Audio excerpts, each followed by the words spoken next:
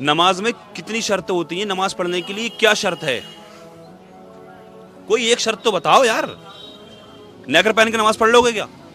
नमाज में शर्त पहले पाक होना ज़रूरी है। माशाल्लाह, ये आई नहीं बात, है ना? पहले गुस्ल होना ज़रूरी है, यानी पाक। ठीक, फिर उसका वज़ू, हाँ हाँ, फिर वज़ू, फिर उसकी फिर नियत, फिर नमाज।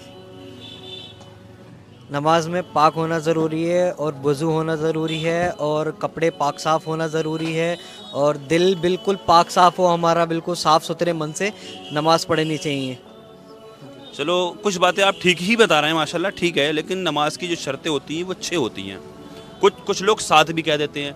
7वीं जो होती है वो तकबीर तहरीमा बोलते हैं, वो उसको शर्त भी कह देते हैं, कोई बात नहीं, शर्त भी कह सकते हैं।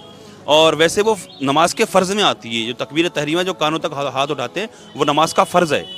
हाँ, तो जो नमाज की शर्तें हैं वो 6 हैं। सबसे पहले तहारत, जो आपने बताया अभी, पाकी। नियत, यानी किस वक्त की हम नमाज अदा कर रहे हैं उसको कहते हैं नियत। सत्र औरत, यानी सारे जिस्म का सत्र ये ढका हुआ होना, सत्र हमारा ढका हुआ होना। इस्तकबाल किबला, यानी कि हमारा रुख काबे की तरफ होना।